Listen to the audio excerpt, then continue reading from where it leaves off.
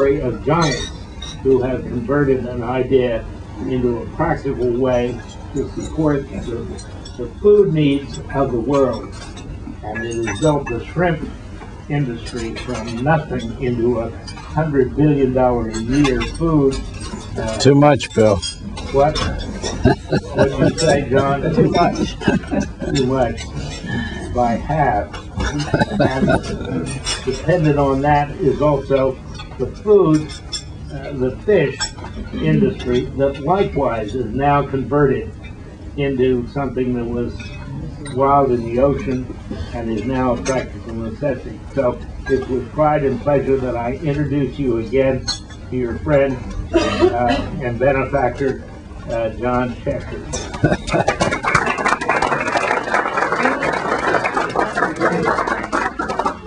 Thank you, Bill, for those kind words. Bill has a real interest in this because he was one of the early invested and put in some very hard-earned cash, and I thank you. You notice that I've been a member of this club for 31 years, and I've had 10 meals here, so now figure out how much these meals have cost my wife. Anyhow, I've enjoyed every meal.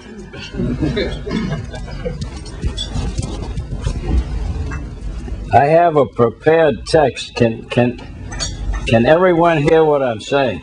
Yes. Okay. And I'm going to try to go through this so you won't fall asleep and you can get out of here for whatever else you're doing.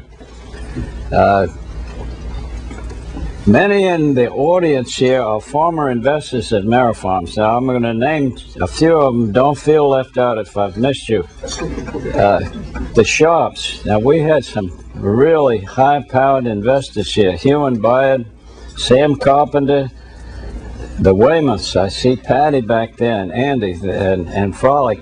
I don't see him.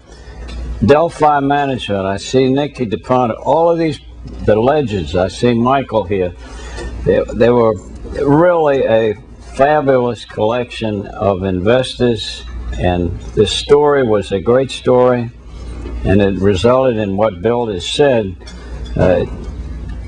I share your sorry in all the money we lost, but you did at least share in the creation of a great new industry. So I'll just leave it at that.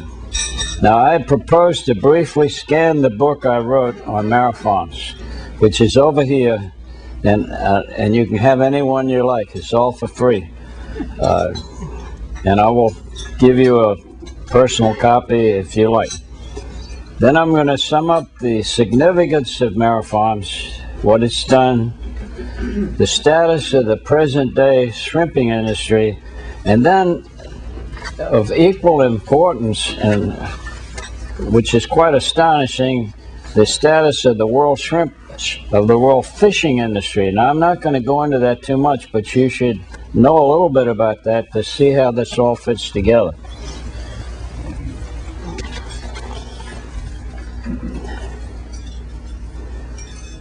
This all started by a visit of a group of Japanese to the DuPont company back in 1968, and they presented a case where shrimp farming was ready for commercialization. And I worked for Dr. Benny over here, sitting here, and Dr. Peterson, who then was the research director for the new business development department for DuPont, a very important group of people. This proposal was rejected by DuPont on the basis that they didn't work on anything alive. So Dr. Benny and I decided we got to get in this. This is such a giant thing that's coming along. And so for $200,000 equally split between the two of us, we made the initial investment, which created Marifarms Incorporated. We went down to Panama City, Florida, where obscure to me doctor named Dr. Fujinaga had started creating shrimp, or nurturing shrimp, back in 1930. And under the auspices of the government and then the tile fishing companies, who sort of didn't want to develop it, they presented it to us for development. Now, as a side issue, if you read the book, some of the Japanese that later visited us were ex-Prime Minister Kishi, Shintaro Abe, one of the ambassadors to the state of one of the ambassadors. He lived in New York. He was a representative of the Japanese government. But the present premier of Japan is Abe's son, Shintaro. So this group was. Japan actually must have had an interest in this group to come to a little old place like Panama City, but there they resided for at least a week to 10 days. When we got down there was a small hatchery, and when Paul and I first arrived, we were honored by a visit by Claude Kirk, who was then the first Republican governor of Florida. He looked at the place and said, "You're going to feed the world." And so he gave us a big cup saying that we were the biggest new industry in Florida. We were a long way from doing anything. Finally, when all this subsided, we started growing shrimp. There were we had a little group of about 6 Japanese and a kid person named Joe Ekaguchi, who was a Japanese American. I will talk to you. You can read about him in my book. He really ran the whole show. He's a fabulous guy. Had a wonderful World War II record. And I won't say much about him except that he is the link between us and how things happen. My primary role was to raise money. So I'm going to tell you about that first. The first funding was $3 million subscribed in 30 days. Here among the investors that I think I've talked about. We then went from this little tiny farm. We conceived of a 3,000-acre farm in Panama City, requiring leases from the state of Florida, and there wasn't even a law there which permitted them to give leases, and no one had ever raised shrimp in open water anyhow. We did all this in about 6 months because of the work of people like Ned Reed. Now, if you know Hobe Sound in Florida, maybe you know that. Camilla Reed's son, instead of being a socialite, worked for Claude Kirk, and he was an environmentalist in those days and thought this was a great idea. So, and the long and short of, we work with Ed Ball from the state of Florida. Now, these are powerful names in Florida. And for outside a little group to get a lease in 6 to 9 months is unheard of. We got it. Unfortunately, we didn't need it, but we got it. So we put all that together, and the first group of shrimp that came out of there was kind of pitiful because we really didn't have a farm together. We were just putting all the pieces together. So we had a second funding of $2 million here in Wilmington. And this was a broader base of investors. And we did attract the attention of a Wall Street investment firm of Thayer and Swartwood. I should have neglected the role, in my role of, I was the major fundraiser. Paul was the president of the company, but I was in charge of raising money. Julie put up $300,000 for the first $3 million, and I won't mention her after that, but every time we had a funding, she had put up 10 to 15% of the first money, the earnest money, and that made my job a lot easier. And why she didn't divorce me, I'll never know. Okay, the second funding was a lot better, although it really was a long way from making a profit. And I'm going to go through this quickly just to show you the trials and tribulations we went through of how we had to get this thing done. The third funding was $3 million. It was a Wall Street deal, Estabrook, Fayette, and Swartwood, and then Ted Forsman came in from Forsman Little.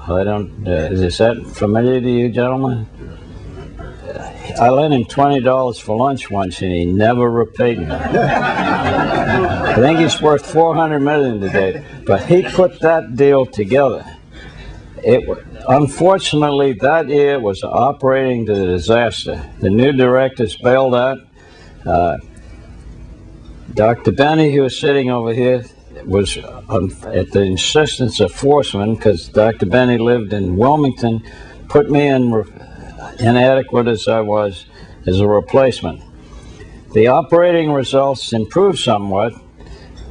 At that point, we identified a new species, Van Ammi. See, there are 200 varieties of shrimp, and only one or two there's monodon in Asia, and there's Van Ammi in South America that are amenable to shrimp farming. The rest of them you can forget. So that's one of the things.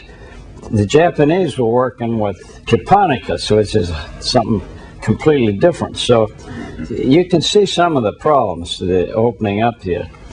The operating results improved.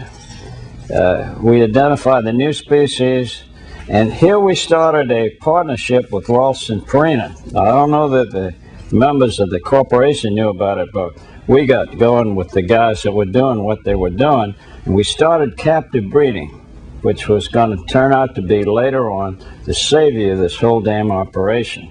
And that means that instead of chasing all over the world to get the preferred variety of mother shrimp, which I did, I went to Colombia, I went to Nicaragua, I went to, God, think about it, Mexico, all over looking for these things and shipping them back to Panama City. You can think of the horror story that was.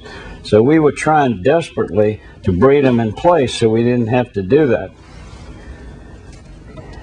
After the third funding ran out, we were desperate for new funds. We went to the Farmers Home Administration. Got $2 million. Julie put in 150, and I'll forget Julie, because just remember, she put in money every time we did anything. At the end of that year, Hurricane Eloise wiped the place clean. Everything gone. So the next year we refunded it, and incidentally, the guy that arranged that loan for us was the head of the Republican Party for the state of Florida, a great friend of. Excuse me, Democratic Party, Charles Whitehead. He was insistent that we refund that loan, which we did the next year. We rebuilt the whole farm. And that year, which was 76, the crop was respectable, but still not profitable. Now, we had better breed stock. In the meantime, Purina had moved into hatcheries in Honduras and Panama and was shipping us Nauplius. I haven't gotten into all this technical stuff. You'll find it in my book over here. But you can either ship mother shrimp or Nauplius. They got to get, it takes about 48 hours to allow you to get to our hatchery in Panama City. We turned out we were in the wrong place, but there we were. We had built this brilliant hatchery. 77 came along, the money ran out, and I was sitting there, and a guy showed up named Wendell Minnick, and he said, clean the board, start all over again, we're going to run a tax shelter, oil and gas tax shelter. So we started over again. 750 we got. Julie put money in again. We used the Van Ammi Nauplius, big improvement, captive breeding starting to perk along, still losses. I've almost forgotten what I didn't always say, but yeah. Seventh funding tax shelter, $750,000. We restricted the growing area to ponds. Lo and behold, that year, if you can believe it, we were within $25,000 of breaking even. I mean, we thought finally we had this thing under control. 1980, good growing conditions, excellent hatchery operation, preferred species, everything looked good. Guess what happened? Wipeout. So we looked at each other and said, this is too, that's 1980 from 1968. Let me summarize at this point. We had raised 4 billion PLs produced, 4 billion. We had harvested 4 million pounds of shrimp. Now, that's a pitiful harvest compared on what you put in. If we had gotten out, say 25% to 25%, which would have been 1/4. That's what they do now. We would have gotten 30 million pounds at 30-count shrimp. And that would have really put this farm on the map. But because of die-off in the ponds and escape in the netted areas, we got 4 million pounds instead of 30 million pounds. And at that point, we had lost $17.2 million. So the next chapter is these guys showed up from South America and wanted us to run a hatchery in Ecuador. This is 1982. Why? Because the ponds down there were idle. Now, they had a small shrimp farming business growing down there based on collecting native peels out of the bios. They go out with little nets, they'd hire guys around, put the peels in a pond, and grow shrimp. Well, they did that, but guess what? Not enough peels. So they wanted a hatch. They had hatcheries down there of all these people around that said they could run hatcheries. Here we had turned out 4 billion. And they couldn't put out enough hatcheries to fill up the ponds that were there. So they said that we contracted with a company called Ecuador Nacional to run the hatchery. I knew Harry Graham because he took out one of my cousins and was a big socialite on Gibson Island, Maryland. Do you all know that? We had planned a $5,000 fan. We had all these elaborate plans. We thought this was going to be we're going to really get this thing back together. We were operating under the tax shell umbrella that we'd created in the former 2 years. We built a hatchery in Punta Blanca, Manta, that was in between the north boundary of Ecuador and the south boundary. And again, immediately we realized that the partner were working with was a complete phony. He said there were lots of mother shrimp there. There were none.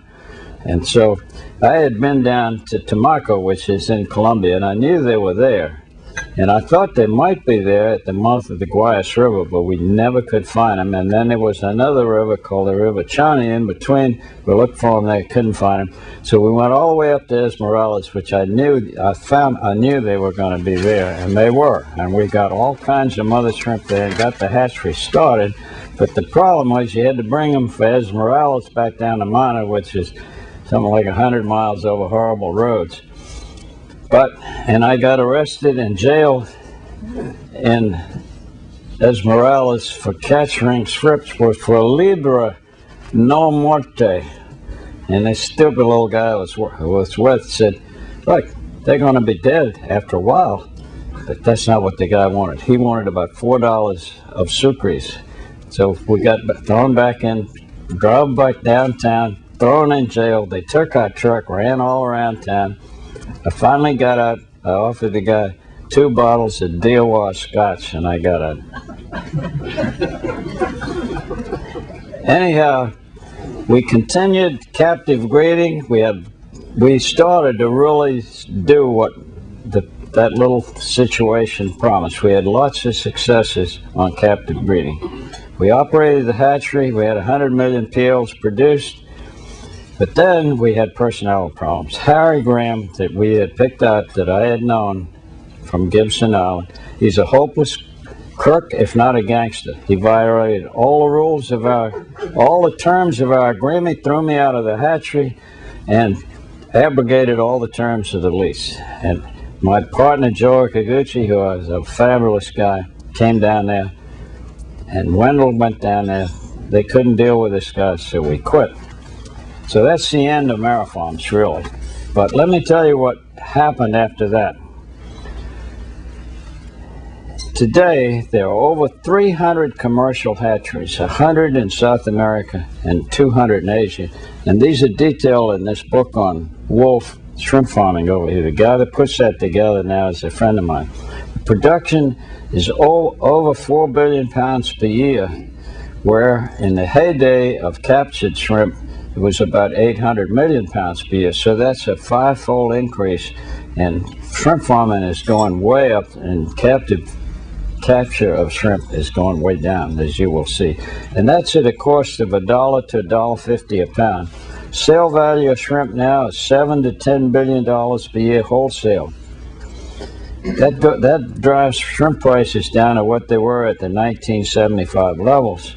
All production is from 15 degrees from the equator. You can raise them in Panama City, but not profitably, because they get 3 crops per year. And what this has done is wiped out the domestic fleet. 85% of the shrimp you now consume, all the shrimp we eat, are from farm shrimp. That was an investment of $1 billion with probably 100,000 jobs. But in so doing, we've doubled U.S. consumption of shrimp to 4.2 pounds per capita, which is 1.2 billion pounds of shrimp consumed in the United States today versus about 400 million when we started shrimp farming. Now, what were the roles? Why did that happen? What are the roles? Why suddenly from, say, didn't really start till 1990, because it took from 1982 when we quit to 1990 to fully complete the solution to these technical problems, which are, they're terrible. If you don't solve the technical problems, you can't produce anything. And the basic problem was a viral infection of the shrimp, which he got improbably from the University of Arizona, identified. Don Lightman, marvelous guy.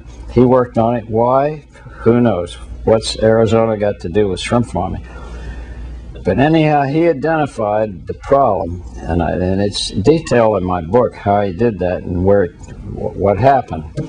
But the way we actually had in hand, though we didn't realize it, and we didn't develop it for that reason, but the captive breeding of shrimp, which we had developed, so we didn't have to chase all over the globe to find mother shrimp.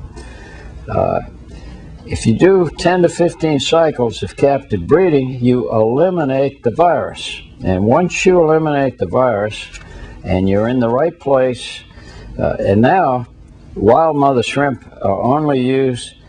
You got to cleanse up the ones you have, and the wild ones are set aside, and they're only used to supplement the breed stock. I'll go into that more detail if anyone wants to hear about it. But they don't use wild mother shrimp anymore. That's all captive. Okay, what's the future outlook? There's room for enormous expansion. For instance, Brazil is hardly started, and that should be, you just can't believe the sites that are available there. Africa, Uganda, they haven't started on Africa. Jesus, I mean, this place is just open for exploitation. There are too many ponds in Ecuador. I mean, that was the easy way to go, and now Ecuador is one big shrimp pond, right from, you go from the Guayas River, past Choni, past all the places we were, which were just nothing, all the way up to Esmeraldas is one big shrimp pond, and that's wrong, and it shouldn't be that way, but that's the herd instinct.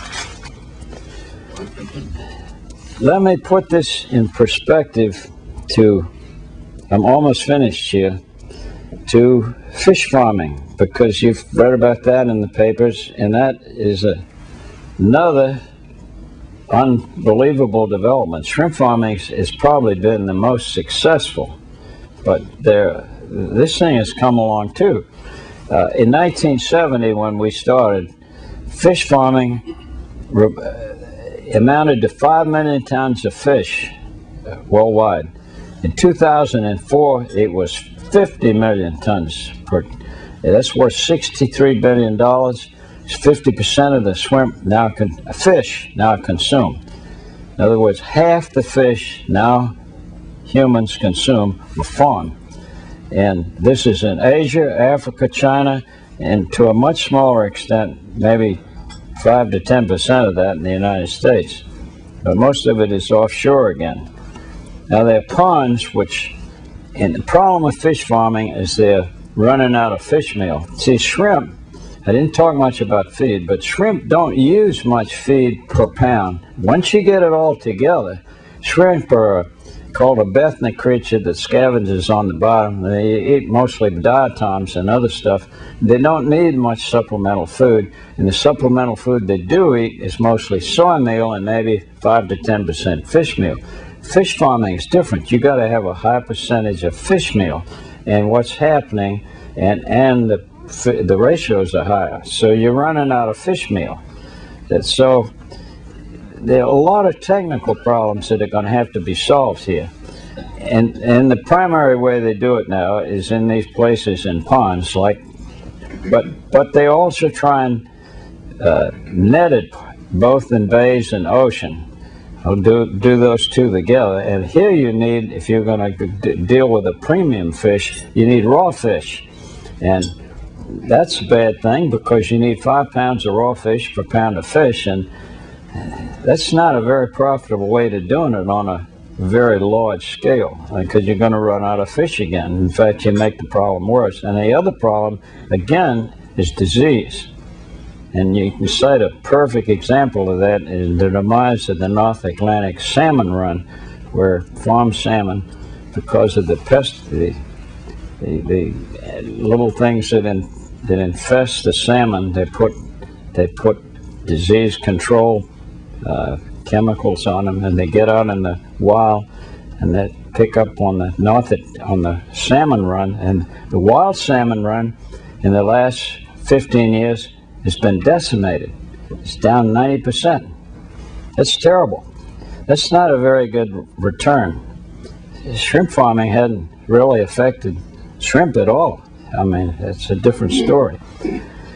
They're trying ocean-netted shrimp, and you got the same problems there. Only, I think, you've read about these. You even got a more difficult problem. Enclosed systems are another way to go. In shrimp farming, they tried closed systems to try to get away from environmental problems. But you have investment problems. There are endless problems in shrimp farming. Basically, the cost of closed systems is much too high. But the problems in fish farming and shrimp farming are similar, except they're really almost worse for fish farming. One is species selection, captive. These are things you're going to have to deal with: species selection, captive breeding, and disease. I mentioned the low feed ratio of shrimp. Fish meal content, it vastly prefers you're better off with shrimp than you are fish. Also, another problem with fish is that people prefer fresh fish. So even in Africa today, they catch fresh fish and airship them to New York. Whereas every shrimp that you eat, 90% of them are frozen, and the frozen shrimp are indetectable from fresh shrimp. I can vouch for that. So, where do we go from here? What am I doing? I'm about to get out of the shrimp farming business or the book business. But my next date is February 27, the World Aqua Crisis Society in San Antonio, Texas. I'm on the program then, and I'm going to give them a bunch of books. And then I am home free. I can go back to Panama City, shoot ducks, fish,